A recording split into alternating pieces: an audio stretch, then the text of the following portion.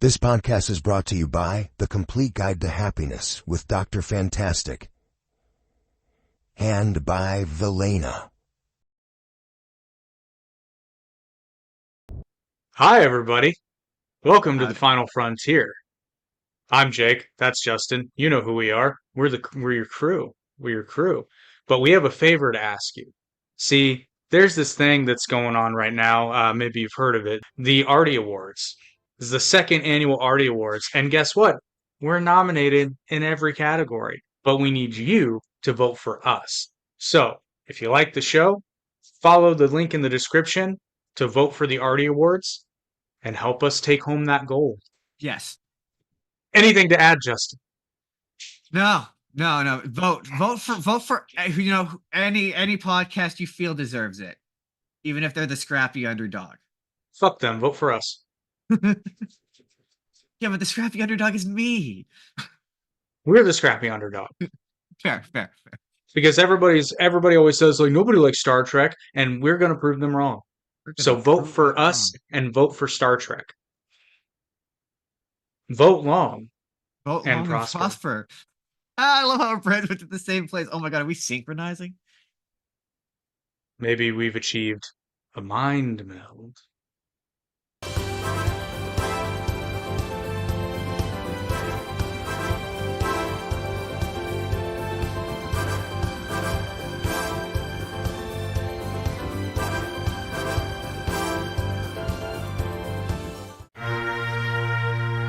The Final Frontier podcast. These are the voyages of Jake Boger and Justin Spur. Our weekly mission to explore memories of Star Trek's strange new worlds, to recall the search for new life and new civilizations, to boldly go where no one has had the spare time to go before.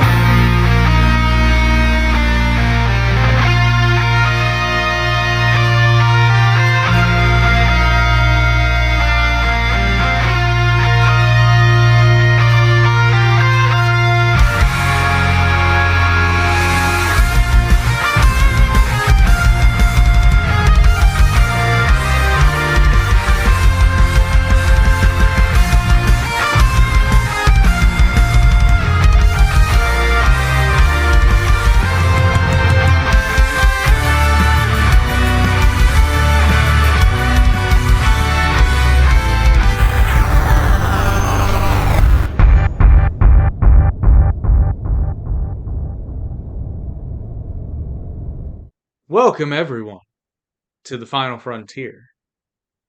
I don't know why I'm doing this. Is this a Romulan thing or a Vulcan thing? I don't know. Anyway, we are talking about one of the most beloved episodes of Star Trek, not just of the original series, but of the entire franchise. We are talking about the first introduction of the Romulans, the episode Balance of Terror.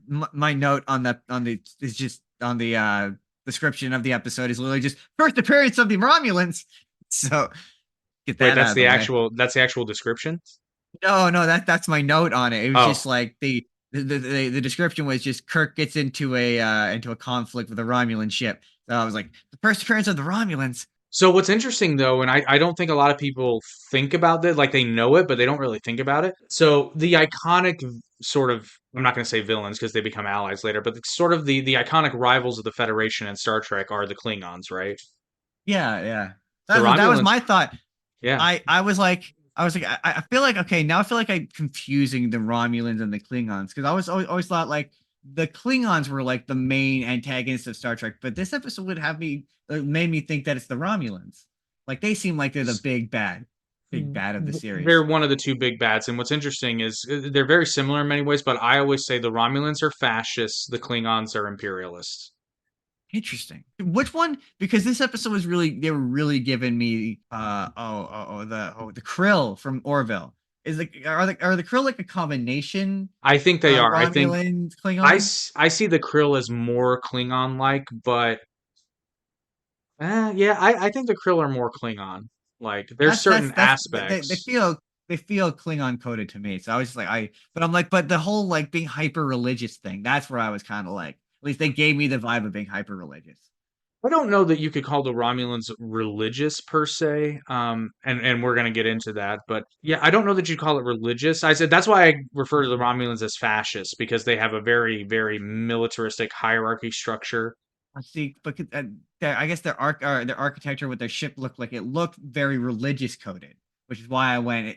It looked almost like it matched in Well, style with the opening scene of this space church.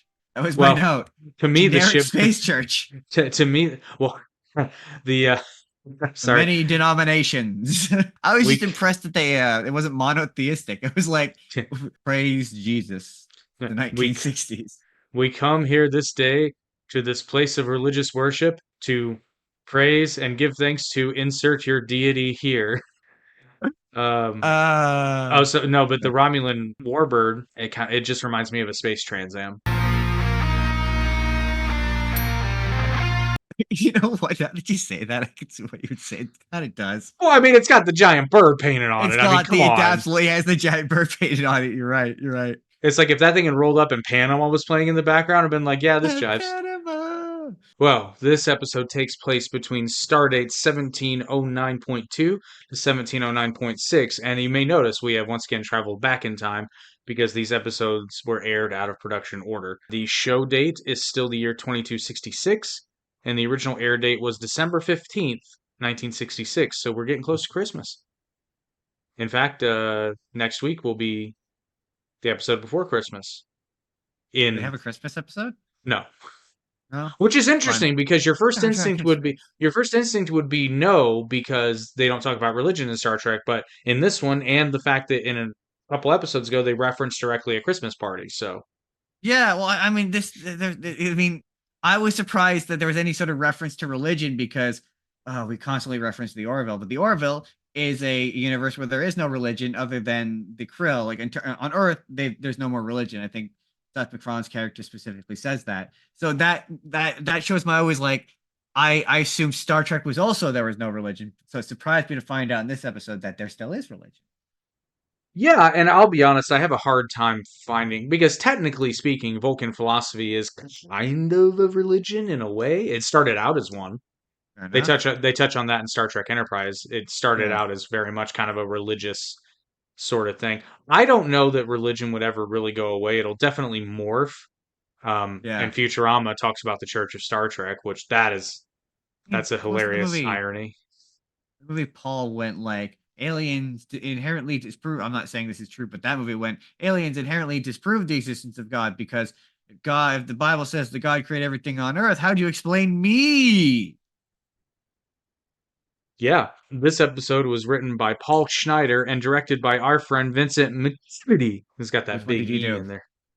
Oh, he's done a few thus far. Of course, I can't remember, but I think this Like, is his third or fourth one.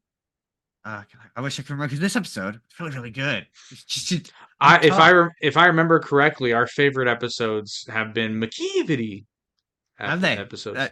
That is not a surprise. That's not a surprise. Yeah. And fun fact, because we were talking about this at the 50th anniversary Star Trek convention in Las Vegas in August of 2016, the fans voted this the eighth best episode of the Star Trek franchise ever. Eight. Interesting. This You know what the best is? At one point, it was an episode that's coming up actually. At one point, and it's my personal favorite, it was The City on the Edge of Forever. That was considered the best Star Trek episode, period. But I don't know if that still stands because that was pre 2016, so maybe it got voted. Our adventure begins in space, with the Enterprise investigating a loss of communications with a line of Earth outposts near the Romulan neutral zone, formed under the terms of the peace treaty that ended the Earth Romulan War a century earlier. Because there were no visual communications at the time of that war, these two races have never actually seen what the other looks like. So the episode opens up on a wedding, which I had a few questions about. Well, it's just more naval coded, like more naval references, because obviously a Navy captain can marry someone at sea. At least that's what television has taught me. Actually, You know no, why they that's a can't. thing? But that's not a thing. It used to be a thing. Oh, interesting. Because like, do you know why that was, or like I'm. This is like Kirk being the one to marry them is I'm is clearly a reference to that, if I'm not mistaken. Yes, but the irony is that in the 20th century, that privilege, that right privilege was taken away from them. Okay. Why were they in the first place? I know that's a thing because I've seen it in movies, obviously, but I'm always like, I'm not gonna bother to Google this. Jake always knows his stuff offhand. Well, I don't know, but my guess would be because they're an authority figure in the open sea, And this is like in terms of when they were allowed would have been like 19th century during. and earlier, Oh, okay. It's like during where, like the pirate era of things, yeah, like when well, they'll, I they'll think, be doing a lot of sailing. yeah, and I think the logic of being prior to radar, you may not necessarily know exactly where you were in the ocean, so you may or may not be in international waters, so they just kind of defer to Interesting. the. And a ship's captain is a rank that's kind of universally recognized, even if you're not on friendly terms with the country of origin of the ship. Like the ship's Yeah. captain is still the ship's captain. Fair enough. So okay, so we talked about the Romulans backstory. I have a couple of questions about the Romulans. Oh, first of all, Sulu's back. I miss Yeah, he Sulu. is. He's back, and he Finally. is here. The Romulans are definitely the bad guys. So are the Romulans an allegory for Russia or Germany? Because this feels very Cold War coded. It has a very Cold War feel to it. So a little bit of both. A little bit of both. In many ways, this feels like Cold Era anti-Soviet, but the way that Romulans operate, their societal structure, like I said, it's very fascist, so it feels a little Germany to me. And But yeah, I I would think have it's a said bit of both. I mean, I would have said, because it's in the 60s, that's very much peak Cold War, but also obviously we've talked about, that they're still coming off the heels of World War II. Like they're still really close to it culturally speaking. So that's why I could believe it's a little bit of both. Well, Um, there's a direct reference though that makes me want to say more Soviet. I don't think it's a clear-cut allegory, but there's definitely Fair elements enough. of both there.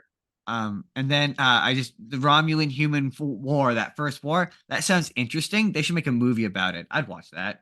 I agree. I would definitely watch that. Another fun thing is during Spock's overview of the Romulans, where he's, giving the exposition, he mentions the planets Romulus and Remus. The map on the Romulan side of the neutral zone shows Romulus, but the other major planet that is labeled Romii, Rome, that's Rome, Romii.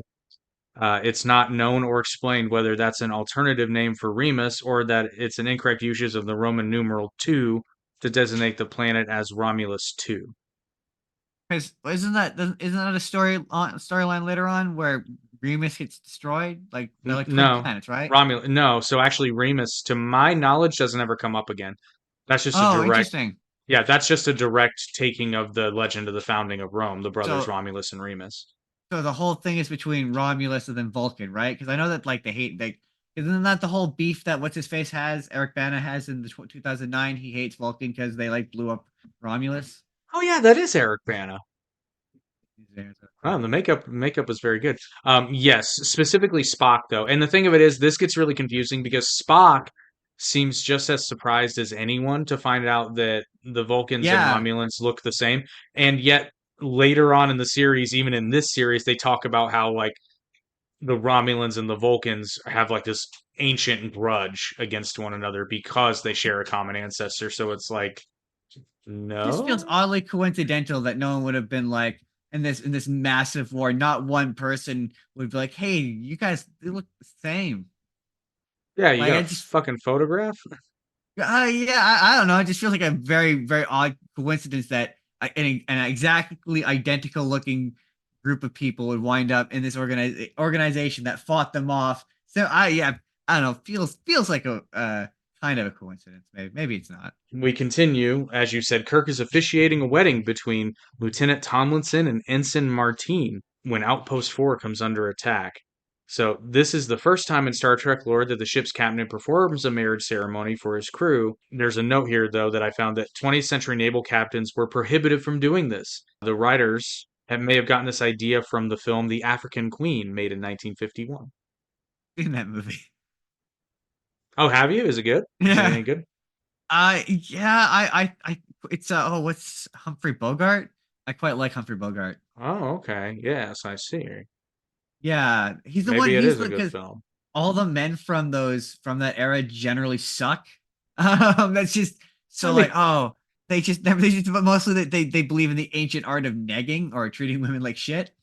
And the one that was like Clark Gable. I watched so many Clark Gable movies, and he's just a real piece of shit to women. To women, he just treats them like his whole bit is he's like it happened one night. The whole movie is supposed to be this romantic comedy. It's him being mean to this poor woman. Yeah, Humphrey Bogart I quite like. He was nice. I mean, maybe in comparison, but I mean, Humphrey Bogart has his moments, but Yeah, he also does. it's usually more funny. Where were you last night? That's so long ago, I don't remember. Will I see you tonight? I never make plans that far ahead. It was the era, it was the era. All I know, that was when a woman was being hysterical, you slapped the sense into her. I had it, and it did really well on TikTok. Oh, I can't. It was the apartment 5 the apartment 5B is what it was called. But there's a scene where a woman is like acting hysterical, and there's a doctor, and he just starts slapping her in the face.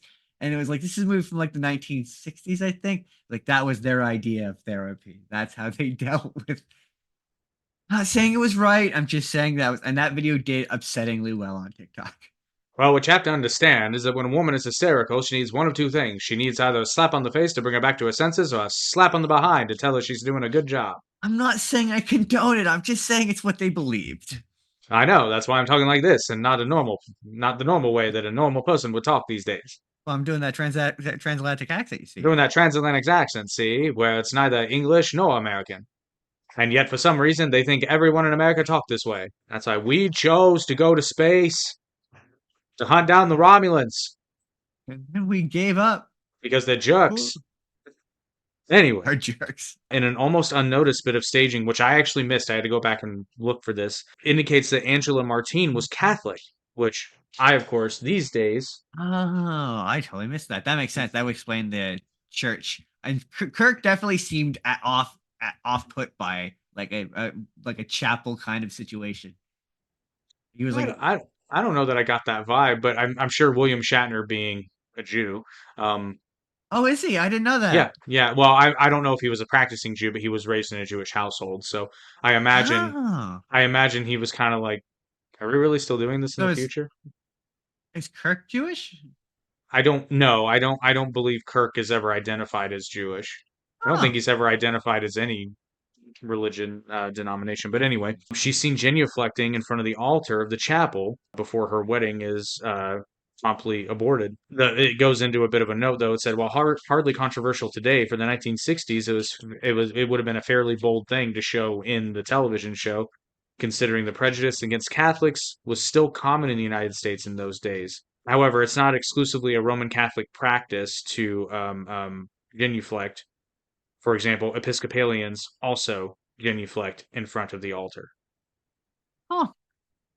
So it suggests she could be Catholic, but it's not outright saying she was Catholic because I did not see a rosary. I did also notice it's very odd that no one is in a dress uniform for the wedding. That is odd. This feels like it's giving me Vegas vibes, Vegas wedding vibe. Let's just get this over with. Very, very space race wedding. Okay, everyone, back to work.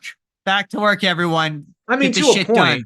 To a point, it's not like they're gonna go on a honeymoon. We got a spaceship to run. Come on. Dude, kiss the bride. Let's get this done. Also notice the bride is not wearing white, so I'm assuming this tradition also goes away in the future. Well, yeah, that's why I was like, oh, when they were like, I guess when they were writing it, they were like, they were like, any religion, every religion is technically still around. I wonder, it's funny because we were talking about something kind of similar off air. I wonder at what point people in the future, like maybe they just started adding like all the religions together to just be like, we represent faith. How many religions got added to this before everybody just went, okay, this is too much. We just need to just cut it down. It's Guy. We worship Guy now. Well, once you go in deep enough in space, the floating spaghetti monster doesn't seem all that preposterous anymore. So can we just call it a day here? You know, the floating space fart. You know, once you see that, once there's a guy with pointy ears, he's got real pointy ears. It looks like Satan himself. He does. I don't know about you, but I don't trust him. Also, was Spock wearing eyeshadow this episode? It really looked like he was wearing eyeshadow. It seemed like he was wearing eyeshadow. I think towards the end, it looked like Kirk was too. And I'm like, you know what? I get it. They gotta make him look like have a real furrow brow. His brow is so. Upon hearing the news, the Enterprise races to Outpost 4's aid and contacts the base commander named Hansen, who reveals he is the only survivor of an attack by an unknown enemy. As they're speaking, the enemy ship reappears, fires, and disappears, destroying the outpost. That might have been a surprise, but so is this early ad spot. Come with me to discover the transformative power of kindness and the joy it brings. Join me as we explore every Monday morning simple yet profound ways to elevate your happiness, one gesture at a time.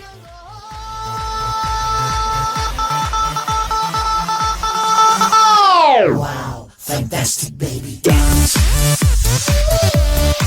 I'm gonna dance. Fantastic baby. The ship's sensors locate the attacker, which remains invisible. They're using motion sensors, which I actually thought was a nice touch. The fact that it's like we can't see them, but obviously there are ways you could theoretically get like energy readings or something.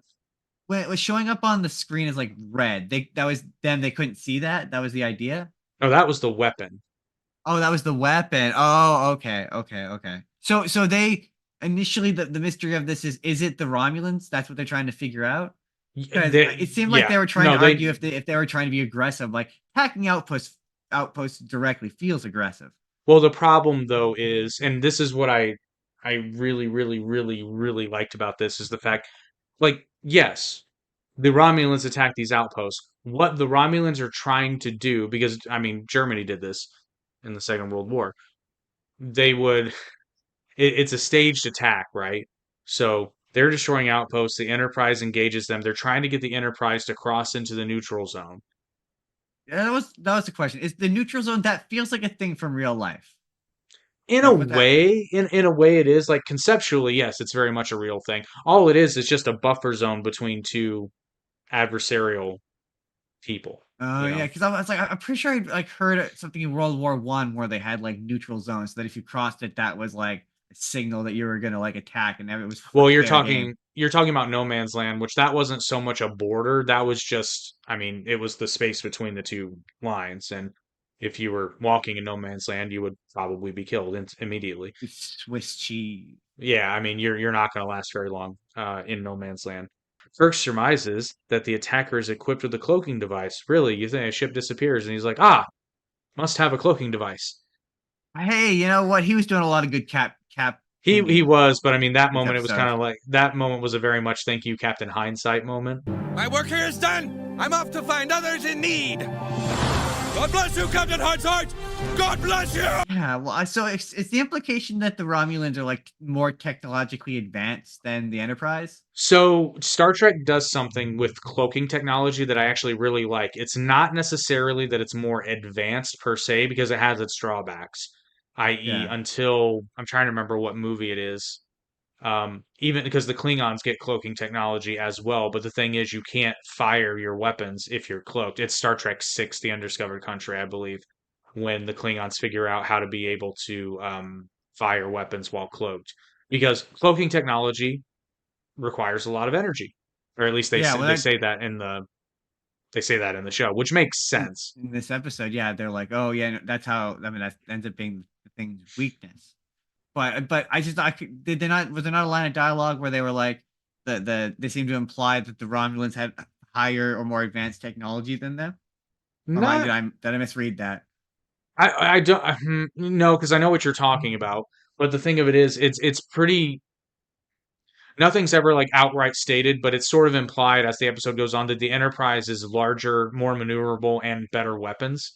Save for that one that the Romulans have, but it has a weakness because it requires a ton of energy. They have to decloak to use it, and the Enterprise showed that they can pretty much outrun it. Okay, because just to be clear, by the end of this, the Enterprise doesn't end up crossing into the neutral zone, right? They do not. Okay, because I was like, they were hitting them from range, right? And then the Romulans were sitting in. Okay. Well, the Romulans were. So much happens at the end of that episode. The other thing this episode does a really good job of doing that they never outright say is making you understand how vast space is, because they make it clear that they're actually quite far away from each other. It's just that their weapons have so much range because they're not within visual range. They're in sensor range, you know? So they're probably at the very least thousands of kilometers apart from each other at any given Yeah. time. That being said, though, space is so huge. Like the Romulans are headed back to the neutral zone, and if you look at that map, right, where all the outposts are, Yeah. those might be several thousands of So kilometers away. just refresh me. What so is the neutral zone is in front of Earth and between Earth and Romulus? Is that where Between Federation and Romulan space. Now, Oh, okay. the map that Spock shows kind of implies that the planet Romulus is close to the neutral zone, but that's probably not true Oh, okay. Okay. because it's the Romulan Star Empire, which means they have more than one planet. They have lots of planets in the Empire. Fair. So Fair. wouldn't that be a bitch if they're all named Romulus and nobody knows where like Romulus Prime is? I feel like you could at least number a few of them at that point. This Well, I Romulus mean they kind of do. 45. I mean, that's kind of how they do with star systems, but anyway. A coded message from the Romulan ship provides a view through one of the internal cameras, very convenient, revealing humanoids with the appearance like Vulcans. Lieutenant Stiles, the navigator, whose family lost several members during the aforementioned Earth-Romulan War, begins to question the loyalty of Spock. So, just a lot more space racism or spacism, if you will. Racism. Like I said earlier, I keep confusing Klingons and Romulans because I was not expecting them to look like Vulcans. So when I was like, oh Right. shoot, he looks like Vulcans. Well, and what's funny is in later series, they make a concerted effort to make Romulans Vulcan inspired, but still very different. Like they get not ridged foreheads, but just like beefier foreheads, Yeah. less to differentiate them from Vulcans, which I actually don't like that. I really wish they would have kept up the appearance because I think part of the fun of the Romulans is like, oh, it's a Vulcan, but it's a But feisty he's Vulcan. evil. I also okay with their wardrobe, the helmets. Couldn't with the fucking helmets. I was So like, I that just I that was can't.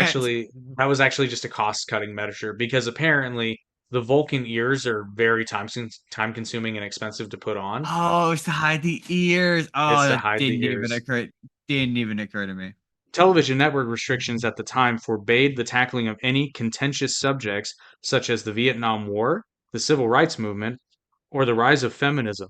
Star Trek, under the guise of science fiction, boldly flouted these rules, which is true. Star Trek often, tackles things like racism and that, and more than a few times.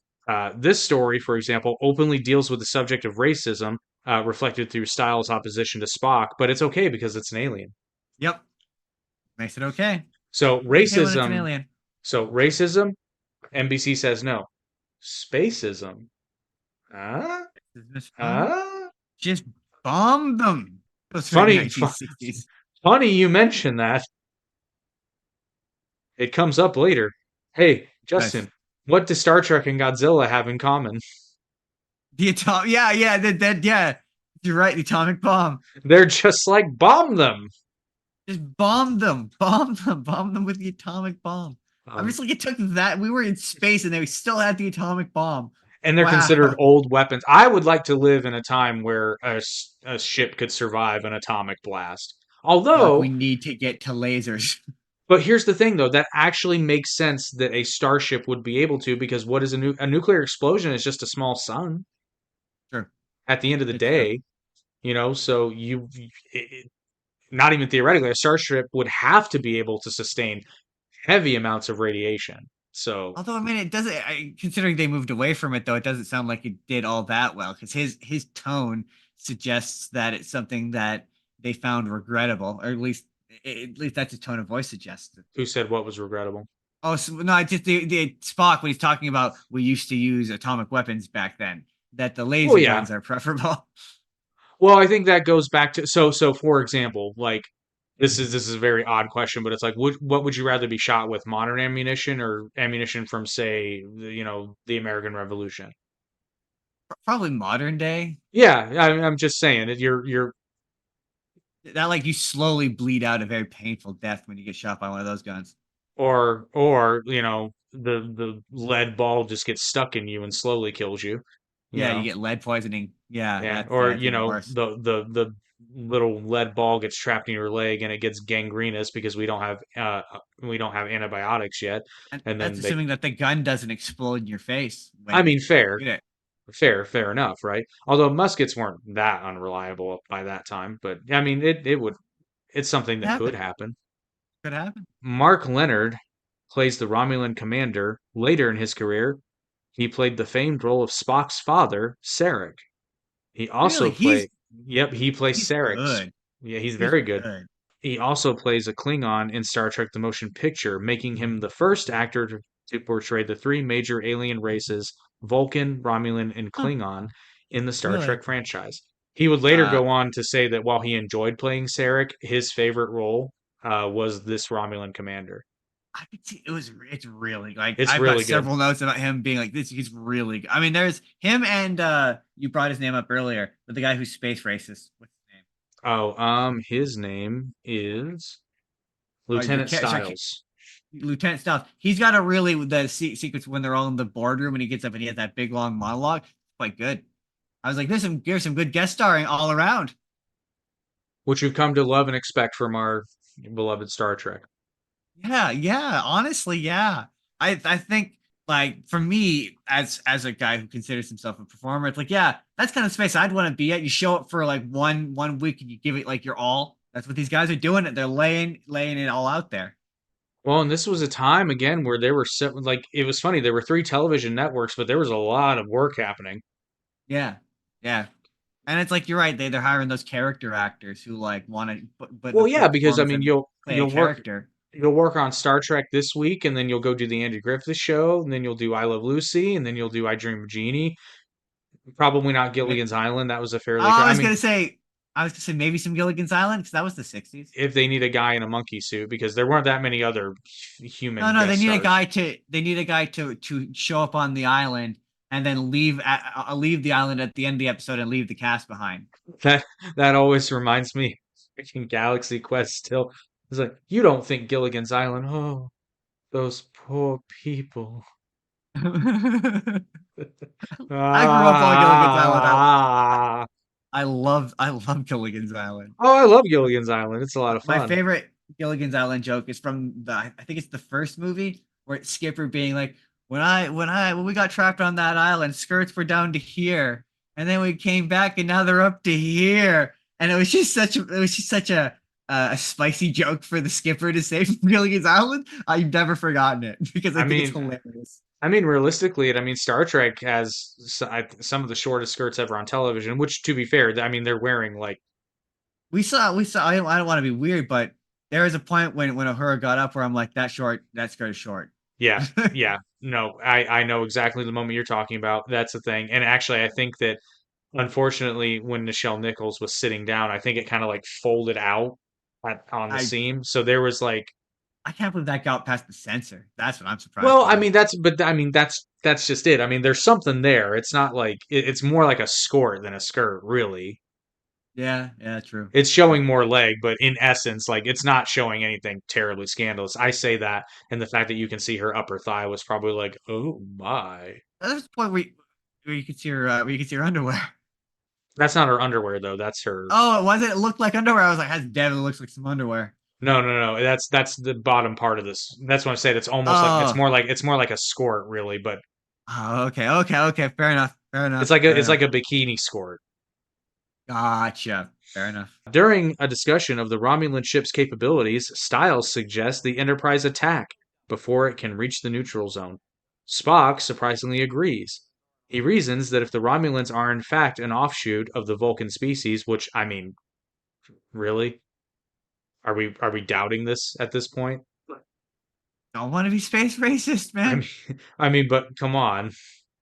I mean, Anyway, yeah. they may have retained their martial philosophy of the Vulcans' ancient past. They would surely take advantage of any perceived weakness if this is the case. A cat and mouse game ensues. The Enterprise is faster and more maneuverable, while the Romulan ship has a cloaking device and immensely destructive plasma torpedoes. However, the range of these torpedoes is limited, and firing one requires so much power that the ship must decloak first. This is the only time in which a ship's weaponry is fired through a chain of commands, being the Enterprise, which I thought was odd. And then I was like, I don't remember them having to go through all these steps. Like normally they just push the button on the console and the phasers fire. Push the button and make it go poo poo.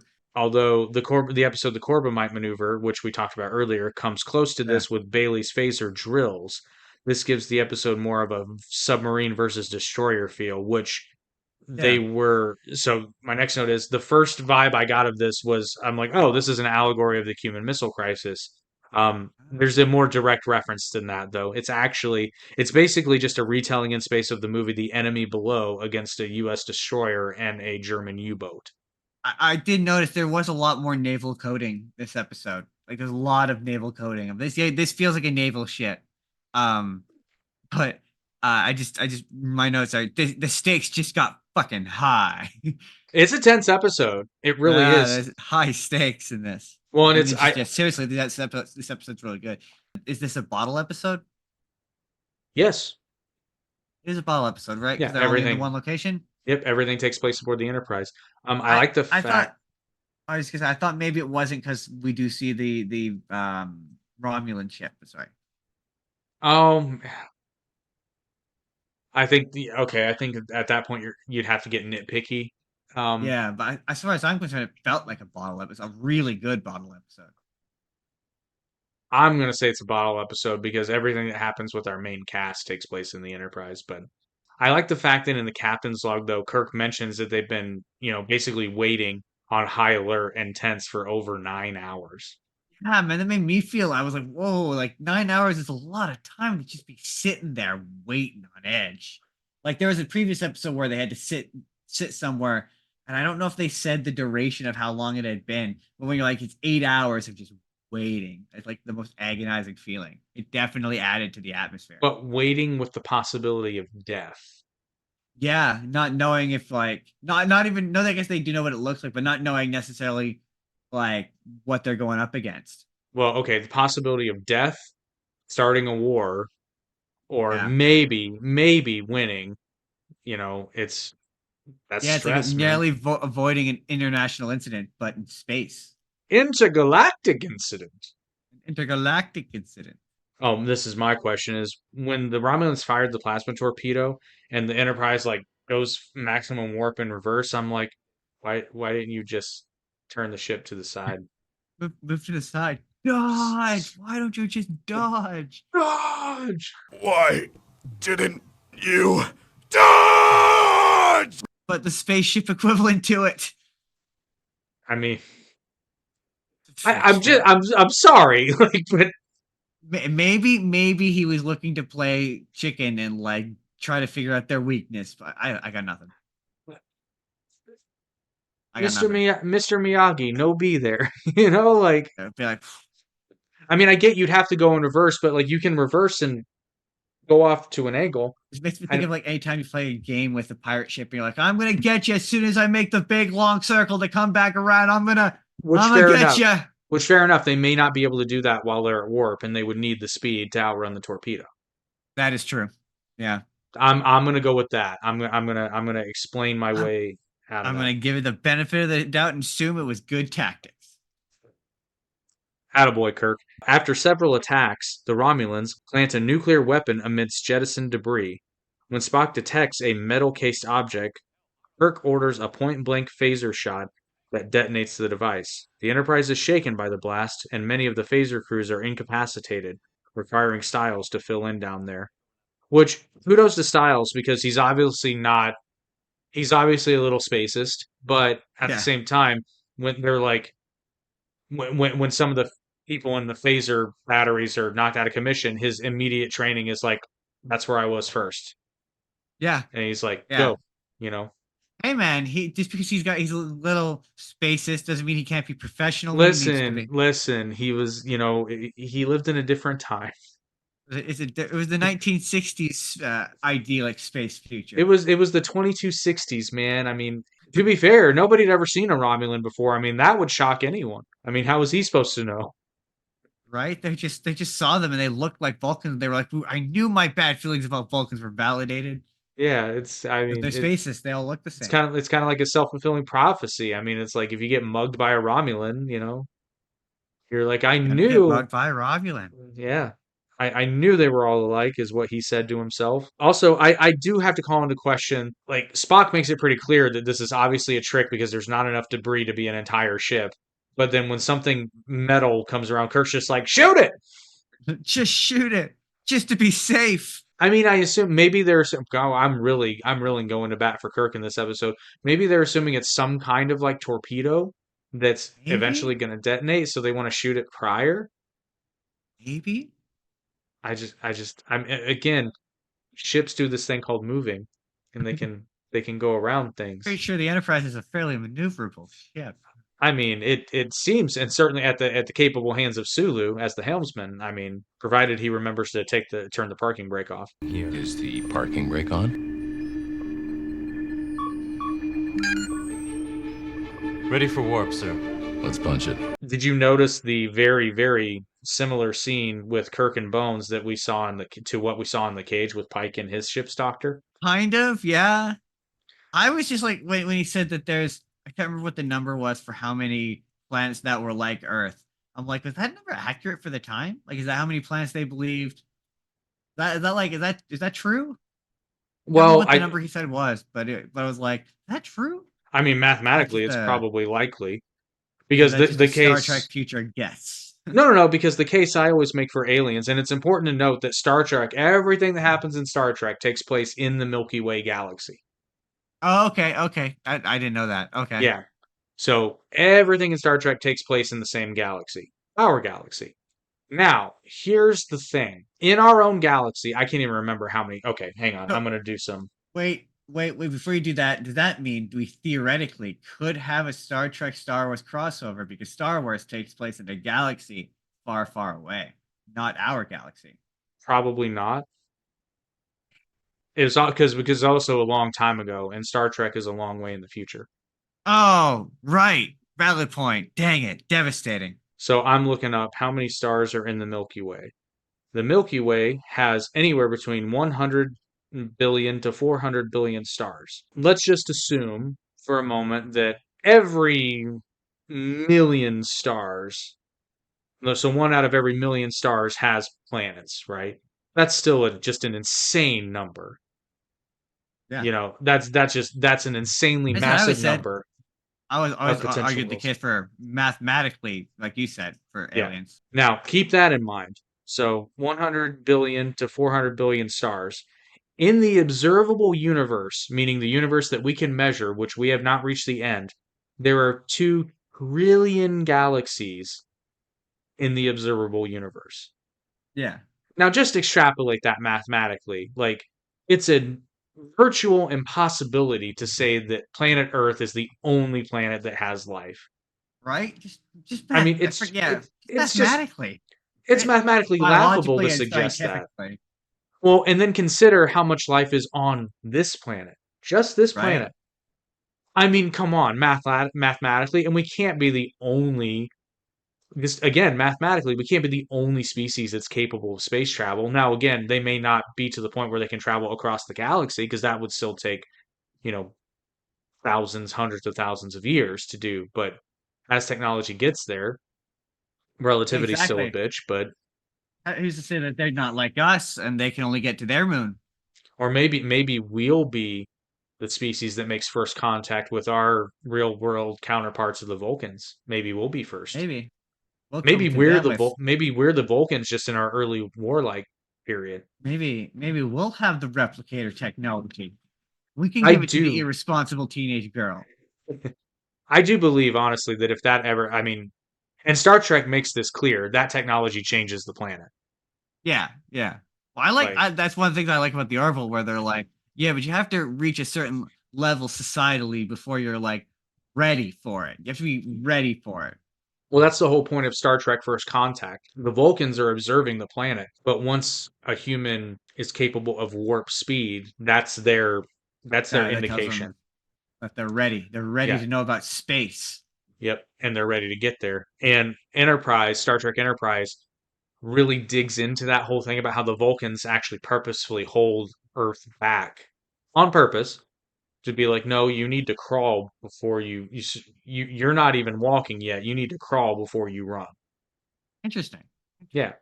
And some people like Captain Archer resent the Vulcans for it. And the Vulcans are not super great people in Star Trek Enterprise. And I I mean, really like that.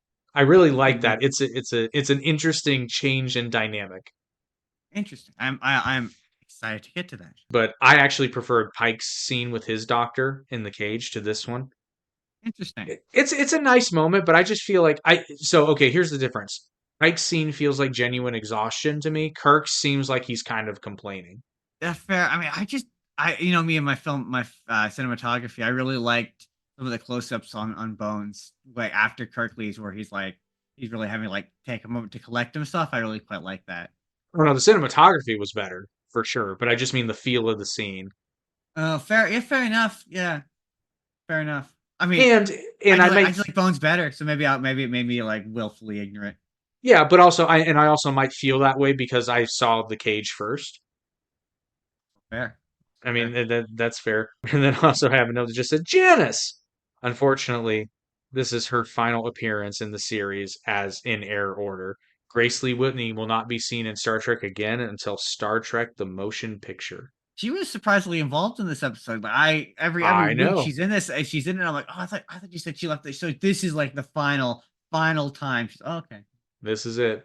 I actually kind of thought about like not dedicating to, but just I wanted to give attention to Grace Lee Whitney because as we have come to learn during the Star Trek watch along, treated pretty shitty.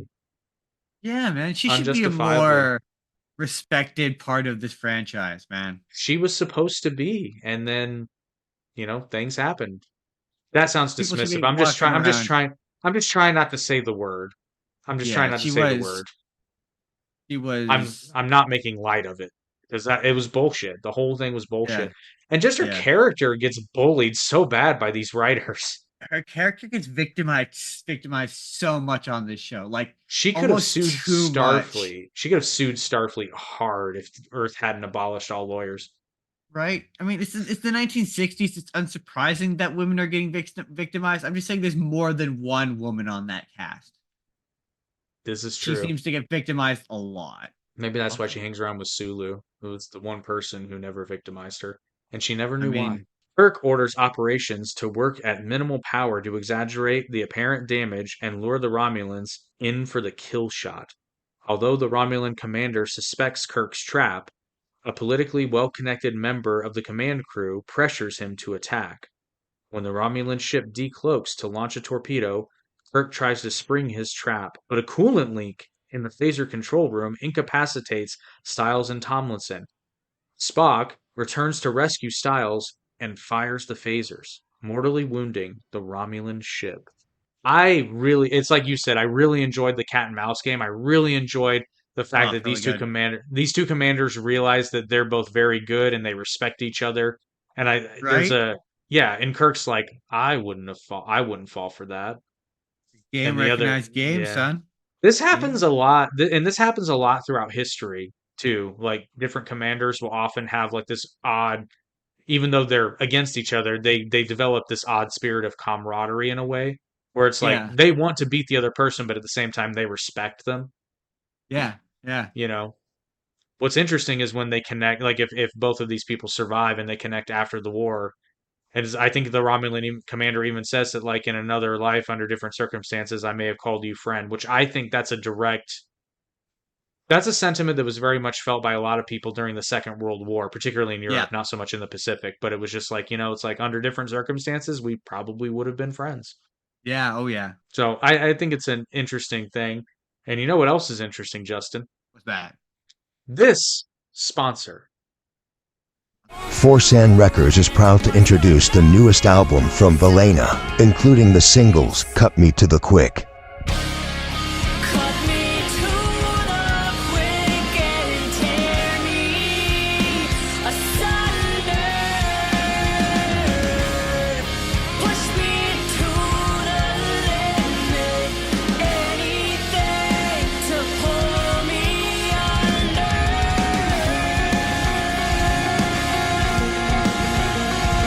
and remedy.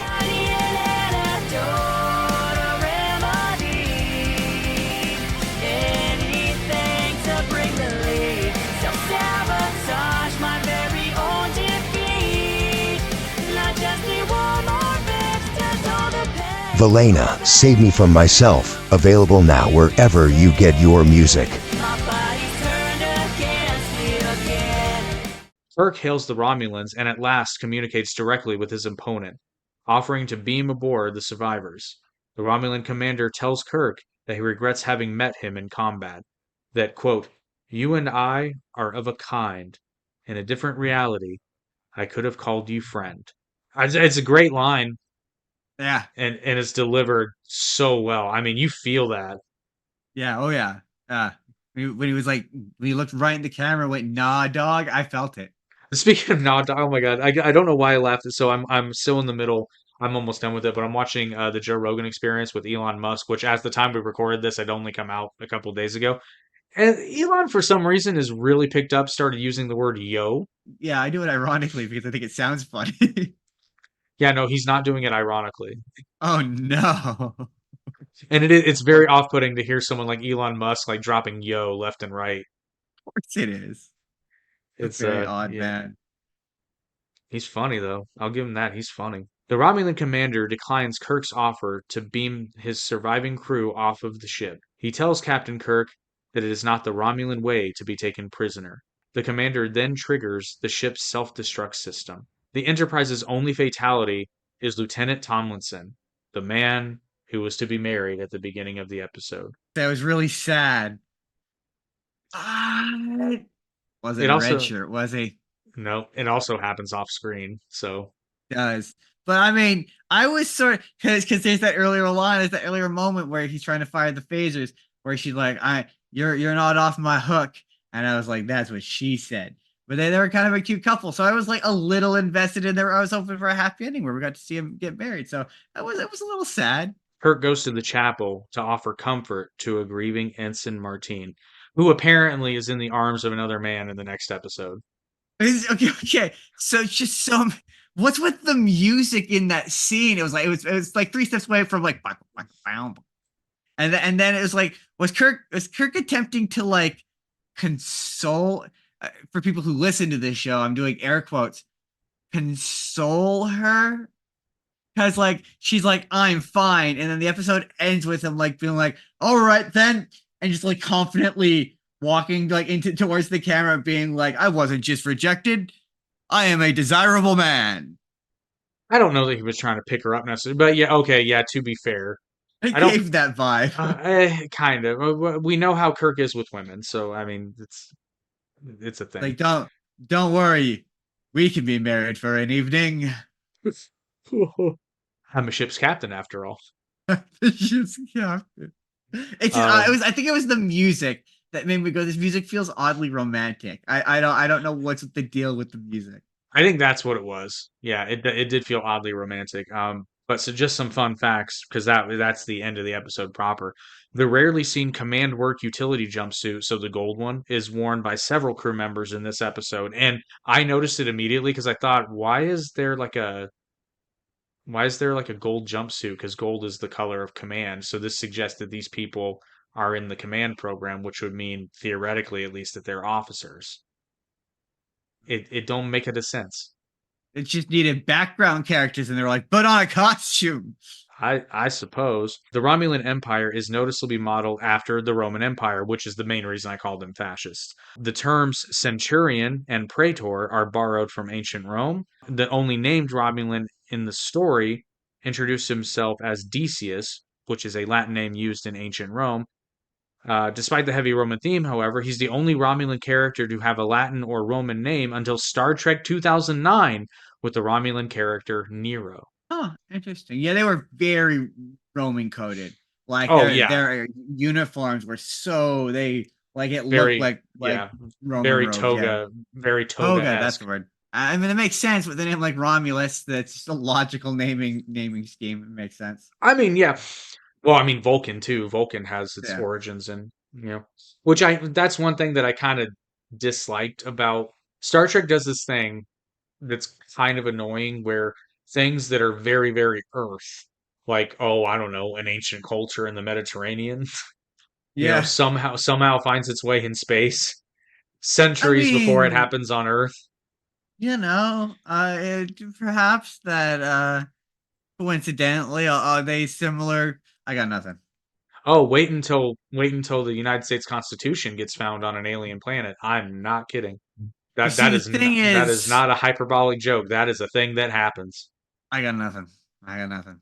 Anachronisms, that's what we call them. Oh, there's a lot of spacism in that episode. This episode is the basis of a Star Trek Strange New Worlds alternative version episode called Equality of Mercy, which apparently this is a similar situation where Pike essentially fucks it up and Kirk saves the day. Huh, interesting. Our red shirt tally remains at 2. Only that guy is thrown on a red shirt. Get thrown on Yeah, a red shirt. exactly. It'd been like Could my we wedding shirt is red. could have gotten a wardrobe change. That's all I'm saying. And now we come to what would normally be the "What did we fuck up" segment. This isn't so much a fuck up as something that an editor Jake addressed it in the previous episode, but I promised to go more in depth. Or not the previous episode, sorry, but an earlier episode. I forgot because we record these in advance, The one and then that I edit them. is, I think, either the newest one or the new, second to newest one. I think. Kirk is very bad with kids. Yes, that was the as of recording the most recent episode to be on. Correct. So if you're like me, you went to IMDb and you became confused because you looked up X-Men the animated series and you probably saw the name Allison Seeley Smith. Okay, Yeah. there's a story here.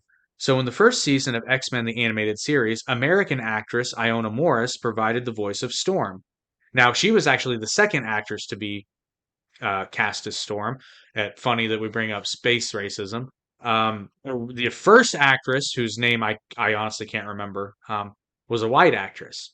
And once Fox realized how big this was going to be, they thought we should probably get someone of African American descent to voice this character, considering Yeah. that Aurora Monroe is actually from Africa and Yeah, we she is probably should. yeah, and she is black. This seems like a good idea.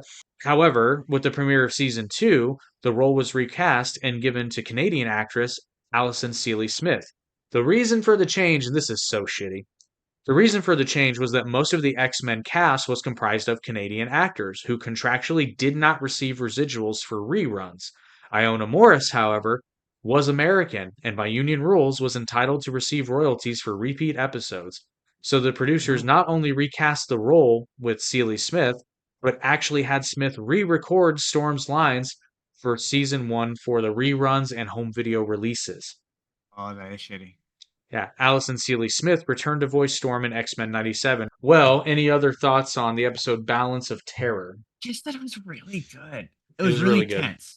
I like I said, I've got several times in my notes where I'm like, man, the stakes just got high.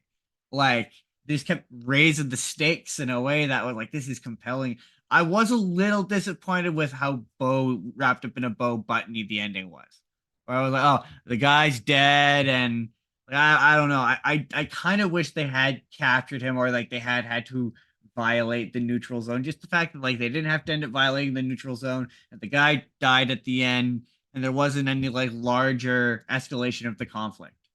'Cause I'm I like, would have okay, they're clearly the main bad guys. I want to see them come back now. I would have actually liked a scenario where, like both of the ships are not necessarily disabled, but to the point where like if they know that if they continue fighting, it's anybody's game.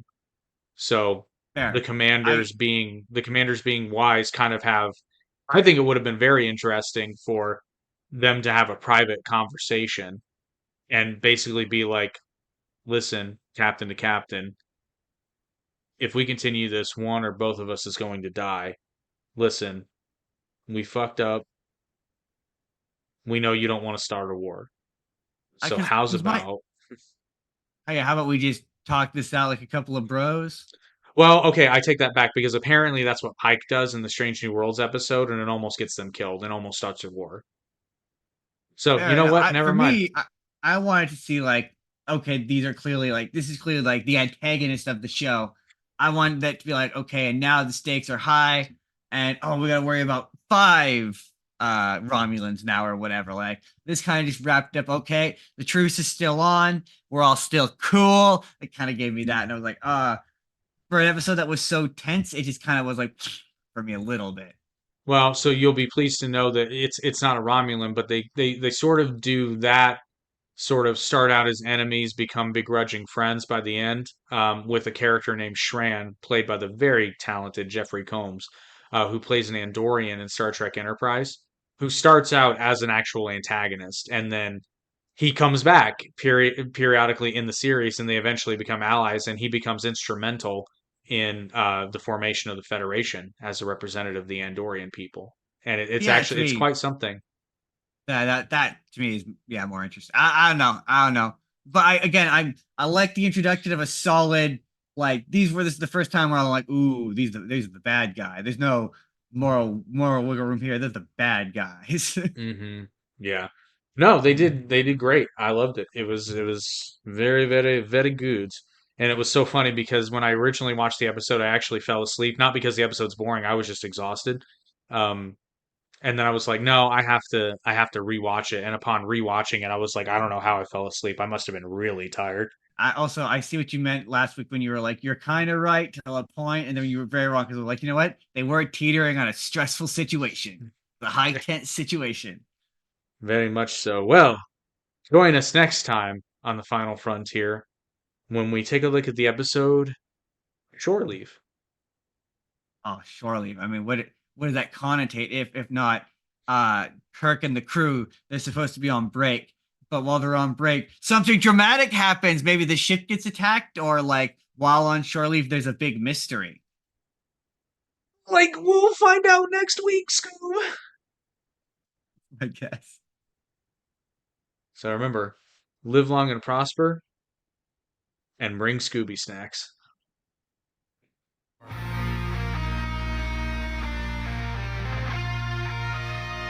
The interesting thing about this episode is that's sort of the theme, is things come out of nowhere, but some seem to really come out of nowhere. Yeah, he calls it an ancient weapon, so yeah, there's no way Kirk knew to put the safety on. Way too long, kind of like that Finnegan fight.